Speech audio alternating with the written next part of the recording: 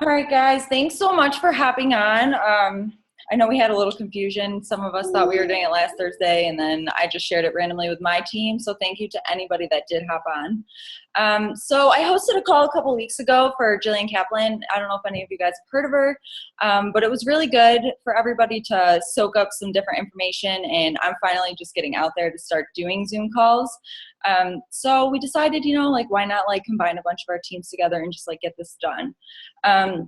So today I'm going to be talking about recruiting. I'm going to switch over to screen share really quickly. Let's all say a quick prayer. It works really well. It always does something wrong. Oops. Look how little baby River was. All right. Okay. So here we go. Let's get this started so I don't take up too much of your time. A little bit about me. I know I'm not familiar with a bunch of you guys from Jenna's team and Megan's team and Kansas' team, so let's just jump on into this. I'm an Army wife. I've been married for 4 years now. We just made a big move from New York to Texas, so I'm adjusting with that in my business. I have a 20-month-old daughter River who's here causing chaos already. I'm a Success Club 10 All-Star. I am on my 20th month in a row right now hitting Success Club 10. I just finished my 3-star diamond qualifying period last week, which is super exciting. My ladies rock. And my team is called Team Fit Together. I started with insanity, and I lost 65 pounds throughout my journey so far, and I was so pumped about it that I became an Insanity Live instructor. So that's just a little something I have under my belt that I think is really fun to share with everybody. All right, so let's dive on into this, guys. I know the word recruiting seems really, really scary. It's almost like an icky word to me. I think it more of it as sponsoring, giving somebody an opportunity to really do something with their lives. I really want you to keep that in mind when you're talking to people about the coaching opportunity. River, calm yourself. I typically recruit 4 to 6 new coaches a month, give or take. There's always slow months for everybody. But I think it's really the most exciting part about the business, not just because it's going to be your long-term income, but it's just really fun to watch that spark light in other people when they jump into this.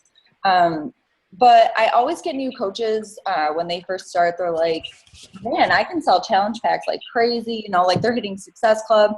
But when they switch over to recruiting mode, they're nervous, they're set back, they don't know what to do. So if you're feeling that way, you're not alone in that. So just keep that in mind. Take some notes. Make sure you have pen and pad when we jump into this. When we first get started as coaches, you guys, I know it's scary and you're how am I supposed to put this opportunity out there? We look to our upline, we're told to follow top coaches, and sometimes I see people trying to copy basically. I myself did that, and I didn't really feel like that was me. So when I came into my own finally is when it started to click and really pick up. And it all just started to really fall into place. River, can you please be quiet, honey? All right, so tip number 1, content is so important. It doesn't matter what social media platform you're using. For me personally, Facebook is my jam. Instagram randomly at times is really good for me. I mean, I'm always working on making it better, but Facebook is my main platform that I use and that I put my most time and effort into. So I feel like when you put recruiting stuff out there, what you put out there, you're going to get back. So if your main recruiting posts are just about discount coaching, you're desperate for coaches, I just want someone that wants a discount on Shakeology. That's what you're going to get in return because that's what you're putting out there. When I first started, I was super desperate for coaches. I wanted to hit diamond. And I was fired up when I realized the opportunity that was capable, when I was building my team. So I wanted anybody that wanted to do this. River, shh, please. So I got coaches that way, taking whoever wanted to come in. But it didn't benefit my business because they weren't working the business. They were discount coaches. So I was sitting pretty for a while with probably 10 active coaches, and diamond just wasn't happening for me because I couldn't build those emeralds. when I finally did hit diamond though, I realized all those times that somebody said quality over quantity to me, it was so true. I'd see my coaches just like giving up or not caring about this business like I did, and it really hurt me. It's my full-time job, it's my income, and it really hurt me when I didn't see other people being passionate about it like that. So I really switched my mindset at that point, and I was like, you know, who do I really want to work with? You know, who is going to want to run with this like I did? I mean, I'm a mom, I'm a stay-at-home mom. I want to work with other moms. I want people that are willing to put in the work to build this. I mean, I am your mentor, and that's the attitude you should have, is that you're there to teach them, but you're not there to build their business. So when I have people coming to me like, you know, it's just not working for me, like I ask them, you know, are you doing everything possible? Like, you want people that are going to be rock stars, okay? You want people that are going to just run with this, motivated. So really stop and think about, you know, like, who do you want to work with? You want to find people that are like you, people that you share hobbies with, you have common interests, somebody that, you know, you would really want to be best friends with outside of Beachbody. A lot of my coaches and I, we talk all the time about just like normal life and not just Beachbody. And I think that's really important, because you won't be successful unless other people are successful in this business. So let's go over to tip number 2. Create a dream team list. This one may seem really small to you guys, but it makes the biggest difference. I have coaches on my team who come to me and they're like, you know, I put out a recruiting post and I didn't get anything. Like, nobody's interested, a couple likes, you know, maybe a comment. And I say to them, I'm like, did you reach out to those people that liked your post? And most of the time they say no. So much of my recruiting comes from behind the scenes. At least once a week, when I'm sitting down to do my power hour, I'll go to my Facebook profile, I'll pull up my friends list, and I'll scroll through that, and I'll create a list about 30 to 50 people, I would say, depending on how my child's behaving. And I will go through that list throughout that week. So I'm staying focused. It could be people that have liked my post, somebody that I'm watching their posts and I'm like, you know, she would be really, really good at this. Somebody that's already into fitness, you know, my best friends, my family, anybody. I create that list and I use that weekly. Let's see. I'm more of a pen and paper kind of person, but really find what works for you. If Google Docs or an Excel sheet, or if you're pen and paper like me, just really, really use that. If it's not somebody I talk to often when I reach out, I'll start at the top of my list. I'll go down and I'll head over to their page. I'll scroll through a little bit, you know, like see what's been going on in their lives, if there's any big events happening, you know, so that we have something to chat about when I message them. I'll like their picture, you know, I'll throw a comment, ask them a question, really engaging with them so that when I go to message them, that it's not so weird for them to be hearing from me because we've already talked before. And when you ask them about their lives, you know, people like that. People like to talk about their lives. It's just a common thing. If you've ever posted like an opinion post and you get a million comments, it's because people like to share their opinions. So always keep a conversation going. You don't need to bring Beachbody up right away, but it'll come naturally as you keep conversating. And from that point, once we do get to there, I will, you know, reach out if we're having an open house group, or I'll be like, you know, like, I really feel like you'd be good at this. Like, I'm not trying to be pushy, but I honestly think, you know, you'd be good at this for, like, fill in the blank. Like, tell them why you think they would be good at this. And, you know, maybe build a little vision for them, you know, like, if they're struggling with, like, paying bills, you know, say, you know, like, this could really be an opportunity for you to do that because it's helped me in that way, too. Inviting is so important, and that's why it's one of the vital behaviors. It can be really, really scary. If we do have new coaches on this call, it still scares me too, so don't feel like you're awful for being nervous about it. But when you're doing this, you really, really need to remember and have the mindset that this is not for you. Yes, you're going to make commission when they sign up. Yes, you're going to get successful points, but you're legitimately giving them an opportunity that could change their lives. You're gifting them and not the other way around. You really need to keep that mindset, and it's going to feel a lot less icky when you're inviting people and reaching out when you do that. All right, tip number 3. For some reason, quiet down, girlfriend. All right, probably my favorite thing about social media is breadcrumbing. I'm not sure why, but it really is. So we all know how important it is to be posting invites for challenge groups or invites for recruiting. I'm not telling you not to do that. That is so important.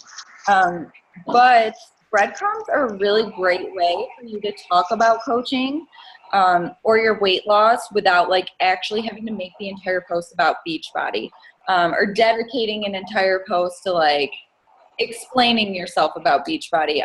I wanted to share a few examples really quick in case you're like, why the hell is this woman talking about breadcrumbs tonight? I'm sure you guys have all heard of it though. But on the left it says, if you follow me on Snapchat, sorry not sorry, lip syncing videos all day, feeling super blessed to have a job where a Tuesday feels no different than a Friday. And then on the right, it says, Sunday, you sweet thing, I used to dread you, not anymore. And then I just go on talking about like my normal life. But those little things are really important and they really, really catch people's attention. If that doesn't relate to you, you know, say like, you know, I'm really grateful today I don't have to call in sick to take care of my child or me, you know, or be really grateful that that extra income helped you pay for, you know, fill in the blank, something that you couldn't do before you started coaching. But really continue the rest of the post with just your normal life, like cleaning or whatever comes to mind. Breadcrumbing works really, really well for me. Possibly even better than my just regular now hiring posts because I sneak them in really, really often. I'm sharing my normal life outside of Beachbody with that little hidden gem of a breadcrumb, which makes me really relatable to people. I'm not trying to come off salesy. I'm just really sharing something that's on my mind. And I don't normally plan my breadcrumbs. They just happen. It's a thought. So it's very natural looking to other people. When they see it every day, it just builds up on them. And, you know, they're like, this woman's staying home with her daughter. She's drinking wine on a Tuesday, like dancing in her kitchen. You know, like I freaking want to do that.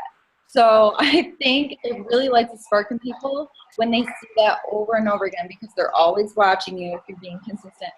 And at one point, it's going to flip that switch that someone you've been talking to that keeps saying no to be like, you know, like maybe I can do this too.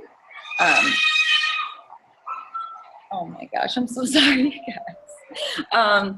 So don't copy anybody else. Just give it a shot this week if you don't already breadcrumb or if you've never done it before. Just really give it a shot. Just throw a little line in there, you know, something that you're grateful for or why you love coaching or why your challenge group rocks sort of thing. You know what I mean? All right, let's hop on over to tip number 4. Creating opportunities to connect. I heard this quote at Summit before and it really stuck with me. And I've had it jotted down ever since and I love to reflect back on it. So be intentional with your business. Believe you have something of value you can offer. I mean, like, how good is that, you guys? I think it's really important to always be leading your conversation with belief. When you do start conversations with someone, be confident. Like, you need to put it out there that, like, you are running this world. Like, nothing is slowing you down, that you have the best opportunity to give to this person that you're talking to and really run with it. You want to be proud. Don't feel nervous because they're going to catch that vibe off of you. You know what I mean? Like, even if you're just talking to someone in public, you can tell if they're nervous and they're going to catch that same vibe from you. So just be super confident in yourself when you're talking to somebody about coaching. Run open houses. Your uplines probably run them, or maybe you go into Jen's. I'm not sure how it all goes. There's so many different teams on the call. But don't be scared to try and run one yourself. I mean, as you're working towards Diamond, which I'm sure that's a goal for a lot of you guys, that's going to be part of your thing, is like taking control and being a leader. So don't be scared to ask your upline, you know, can I have an outline for an open house group? Or, you know, like make your own and try and run with it. You know, you don't know till you try. Find groups you can join. That's another really good thing. My coach Angelica is awesome with that. And I learned a lot from her. But like I'm in a lot of home decorating groups, LuLaRoe groups. I mean, that's my jam right now. I'm in a lot of Army wife groups. So like I just interact with people on there. I want them to know my face, like my profile picture. So I comment often, I post often, I buy too many leggings too often. So just interact. Don't ever throw anything Beachbody in those groups though. You'll either get yourself kicked out or make a lot of enemies or even both. Just use it to really create friendships. I made a best friend off of one of them, and now she lives like 5 minutes down the road from me, and she's one of my best friends and one of my coaches. So you just really don't know until you reach out and really interact with people and build relationships, because that's when your business is going to take off, is when you take the time to really get to know somebody and why and how this could really benefit them. All right. Let's see. And I always want you to be staying in recruiting mode. Always be sharing this opportunity. Always be talking about it, whether it's breadcrumbs or posts. I am always talking about coaching in some sort of way every single day. Share how it's a part of your life. Because if growing this business is your goal, you know, like treat this like your baby. My business is my baby. I take time every single day to grow it and nurture it and make sure it's running smoothly and it's being healthy, just like myself. And the only way to really grow is to grow together. So make sure you're taking care of your team as well. I think this is our last slide. And yes, guys, I did spell expectations wrong. Yep, I did that. So I know I'm not keeping you too long, which I guess is probably good because it's later for those of you over on the East Coast. But always remember to exceed expectations. It's not about the title, it's about your level of service. I love that quote too. I think it's so important. I'll get it tattooed on me, that's how much I like it. Deliver on your promises to your team and to your challengers. Give them the time and your love. Make sure they're doing okay. Check in on them. Take time to grow yourself and mentor others through your PD and your training. Soak up all the training your upline gives you, everything that's on the Team Beachbody website. Make sure you're doing your PD every single day. I promise you it makes a massive difference. Almost done, woman. Invest in others and give them your heart and care for them. I think that when you run this business with love, it really makes a difference. Instead of you focusing on hitting Success Club, it's just going to come naturally when you're really honestly in this for the right reasons. And never forget to make that mindset switch from me to we. I use the word we as much as possible. My team, we. It's building a team culture, and your potentials are not going to feel like they're just joining as a coach. They're going to feel like they're joining a family, and that really, really makes all the difference, because joining is scary. People get nervous, and sometimes it prevents them from even signing up. So I feel like when you create this culture of a family, of a supportive group of men and women, it's really going to ease their nerves a lot and maybe make them come around to join you. So I think that was all I had. I hope I didn't talk too fast. I tend to do that. Did I talk too fast? Are you sure? All right, let me switch over. Okay. No, I loved it. It was so good. I do want to open for like a Q&A in case anybody does have questions. I think you did great, Emily. I was cracking up at River, but you did great. I hope you can hear on the recording because she's so loud. Does anybody I have? think most of us are moms, so. Oh my gosh, it's unreal. Like, does anyone else like sound that out? I'm like, oh, it's unreal. It's craziness. Does anybody have questions for Emily? Let me switch over to this so I can see everyone's face. If you have a question, you can unmute yourself. Don't be scared. yeah. I don't bite. River might, but I don't. No questions? Yeah, we did. Was it good? Do you guys feel like you took any notes? Are you going to put it into action? Because that's the most important thing. Like, you can hop on a million team calls and take notes, but if you don't actually put it into action, it's what a waste of a half hour of your life. Hey, Emily, will you kind of tell them maybe a little bit about like how many people you actually talk to about coaching a month and about how many of those you think actually sign up? Man, I talk to, I would say like 100 a week. That's like only counting the people that actually reply to me, because you know how you send out those messages where like somebody sees it but they don't reply. And I would say probably 3/4 of them say no, not right now. You know, this isn't the time for me. And the rest of them will start asking questions. All right. Sorry, girl. The rest of them will start asking questions and really be interested. And if I'm running an open house group, they'll join in. And I would say probably maybe 5, on a good month 10, will actually join. But if they don't join in that current month that I'm talking to them, like I said, I consistently, I'm talking about coaching all the time, and I'm following up with the people that said no in the next month for my next open house.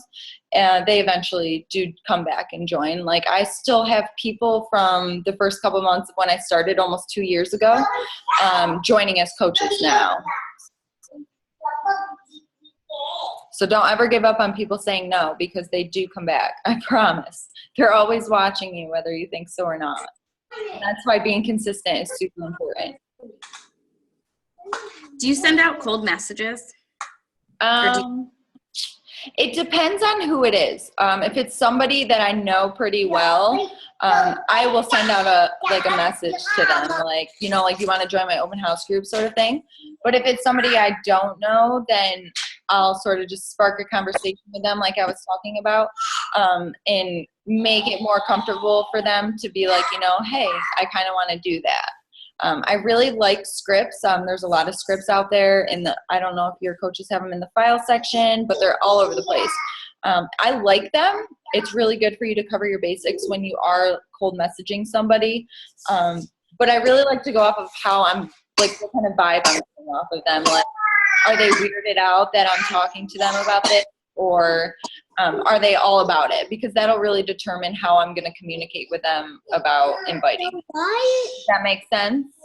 Yes. So you add so many people a day, like you use Facebook more. Yes. Yep. And so you add what, 3 to 5 people a day? I add about 5 to 10 people a day. Yep. And then they don't always accept, but I'm constantly adding people with mutual friends as me. So I'm not like going and adding strangers. So when they see we have a few mutual friends, they're not as hesitant to accept. So I do try to keep up with a list of those people so that I can go to their page and, you know, like something, just so that I'm popping up in their feed and they. Have you, I've seen it in a couple calls and I haven't done it, but have you like made custom, it's like you can like make custom news feeds with like people that you really want to like be following a lot. I think I heard Chelsea Pearson talk about it. And thinking like that might be an easier way to keep track of those people so they stay in your feed, or at least like you'll be browsing Facebook, but you're going to be browsing Right. a group, but I don't know how to do it. I should probably either. I have to look into that. That sounds like it would be, because that might be a way to take some of the like overwhelming of keeping up with people, because you can just have that and then it can always. Especially if you're addicted to buying leggings like myself. Yeah. I had to remove myself from those groups. That was on a call like in the last week that I watched. It was one on one of her newer ones, Megan. I don't know. Chelsea Pearson? Okay. Yeah. It was one that we just, it was one, maybe, did she do one for Jen? Yeah, I think it was Jen's. I think that's where I heard it. We'll have to figure out how to do that so we can share it with everybody. That'll be really beneficial for a power hour for sure. Yeah, and I think because, I mean, so many coaches were all commenting on each other's stuff, which is, I think, is great and definitely needs to be done. But sometimes that can kind of take over your newsfeed, especially on a Thursday. I agree. So, yeah, I guess we'll figure that out and then maybe like post like a little picture in our team pages, because, I mean, adding that many people, Stephanie, I'm kind of piggybacking off the question that you had in our team page. You know, maybe if you had that just news feed that you could just always refresh, would be a little bit easier than, you know. Another thing is, if you're like you should be adding people every single day. When you do that, if you request a certain amount of people, like too many people within a certain period of time, I think it like Facebook freaks out on you or something. It's never happened to me, but I've heard of it happening. So what I do is like, I'll go all the way back to like when I first started adding people, and I'll delete like 5 to 10 like unanswered friend requests so that there's not a million of them just sitting in there, because that'll like launch Facebook off or something, I heard. So make sure you're doing that as well when you're going. When did you think it was okay to open up your Facebook to like public? Honestly, I did that when I first started. I mean, I was really open to social media anyways. I just like, when I started coaching, I just switched what I was sharing about basically. I became more positive. But if it's just something with River, like her playing or something, I keep that just to my friends. But if it's something with a breadcrumb or a recruiting post or a challenge group post or something Beachbody related, workout, you know, whatever, that is always public. My Instagram, on the other hand, is public for everything. I keep that public for everything. Because when one of your friends likes it, their friend can see that they liked it, and then they come and like it, and it really widens your audience. So you can always go in and pick and choose which posts you want to be public and which ones you don't want to be. Yeah, and just let you know on Instagram, if you are private and you're hashtagging, it's only going to show up to the people that you're friends with. So I know like a lot of military spouses, I'm a military spouse too, are they don't like posting about it, and I don't post about it very often. And so if you just kind of, you know, if you don't want to post about it, if you don't want people to see it, just don't post about it, you know, maybe like have your spouse post about it on his private page or whatever. But you know, from my understanding from Jen and what her dad, because he's like super into like cybersecurity and stuff, if the bad people want to see your stuff, they know how to see it, even if you're private. So we really have no security in that sense, you know. Yeah. As scary as that sounds, you know. But that's just what I've heard from Jen, and I kind of just don't share some things. Like I live in a super small town, and like I try not to even share like the town I live in, because it could, if anyone knew like that my son was like assigned a school, that'd be the school. So think of little things like that, you know, that maybe you just wouldn't want to share if you were public. I'm in a city with like over 500,000 people. I think I'm all right now. Oh gosh. But yeah, if you think you don't want someone to find it, don't post it. But I know it's scary. Like a lot of us are moms, and part of our job is sharing our life, and your kids are a part of your life. So that's just something you need to think, like, are you okay with being open about that, or are you hesitant? And then that's where you can decide, like on Facebook, if you want that to be public or you want that to be private. Right. And there are coaches out there, just so you guys know, that have kids that don't post about them very often, and they're very successful. So I think a lot of our teams are very mom heavy, so it's hard to see like what else could you post about. But like if you follow Becca Gahan, she has kids, and She doesn't post about them very often. I think her husband is a police officer, or her ex-husband. I was just going to say police officer. And, I think so. I do think they keep it a little bit more private just because of that, which is totally understandable, you know. Yeah. So again, it's like you can still be successful. I mean, there's people who don't have like kids. Stephanie Davies is like all about sharing her kids and everything in her life. It's just really going to vary with your personal opinion on what you feel comfortable doing. I also, another tip I have about sharing about your kids, I watermark all of my pictures. And not only about my kids, but just of my fitness stuff too, because there are creepers and people, and I'm not talking about like creeper, like guy creepers. I'm talking about there are other coach creepers who will steal your stuff and your pictures and try to pass it off as them and their results and that type of stuff. So I think especially result pictures and stuff like that, watermark with, you know, your at whatever, mine's Jenna Choose Enjoy. So at Jenna Choose Enjoy, or my blog name or whatever, just to keep it linked back to you. Or if it's, I also have been using Pinterest a lot. So that links it, no matter who shares it or saves it, it's always on the picture. It says where it came from. So people can't pass it off as their results. Or I've seen lots of like creeper coaches, not from our team, but from other teams, sharing other coaches' stuff from our team. So you can't be too careful with stuff like that, I think. Yeah, I agree. Any other questions, you guys? We have 6 minutes and 30 seconds left. I still have the free Zoom account, so I need to upgrade that. Can you say hi?